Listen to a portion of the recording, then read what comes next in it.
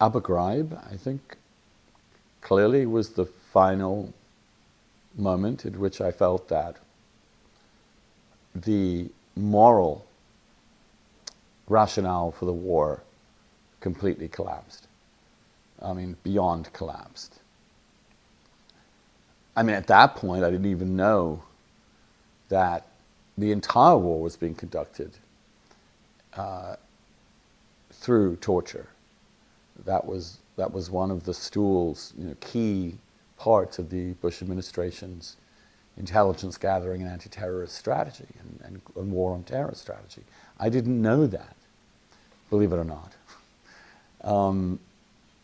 And even then, Abu Ghraib was isolated and said at the time, "Oh, this isn't what we're doing," even though we now know it's exactly what they were doing. It might have been that Bush had never really thought about what it meant when he was told they're getting this harsh interrogation until he saw it.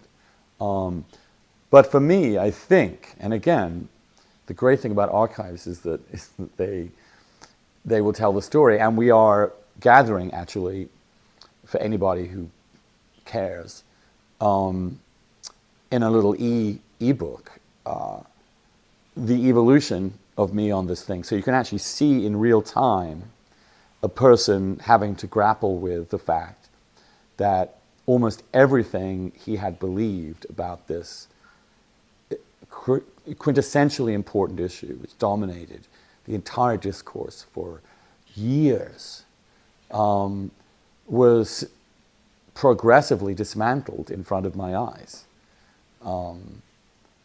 Whether it was that there wasn't any sectarianism left in Iraq, whether there were weapons of mass destruction in Iraq. And there is a post that I remember, I haven't double-checked this, that had the headline, because I remember writing this headline at the time. I remember sitting at my desk in Washington, writing this headline and thinking, well, I have to write this headline. And the headline was, "So where are they?" The WMDs, that is.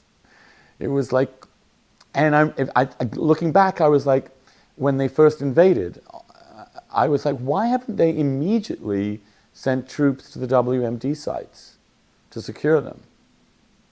Because obviously, insofar as I was led to understand, one of Saddam's defense postures would be unleash these WMDs against US soldiers invading his country.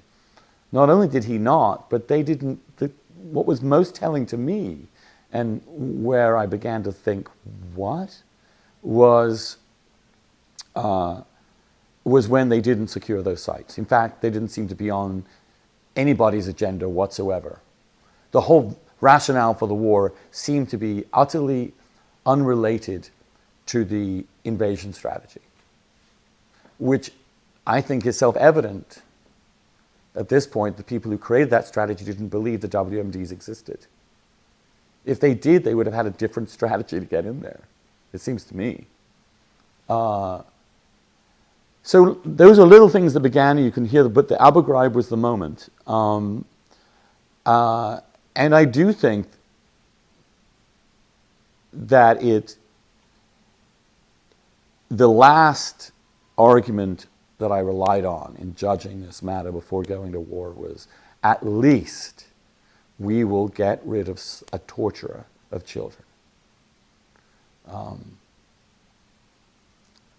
To see us become a torturer within a matter of 12 to 18 months, to see it, to have that kind of moral whiplash, it's easily the most important political event in my adult life that has changed my view of the world.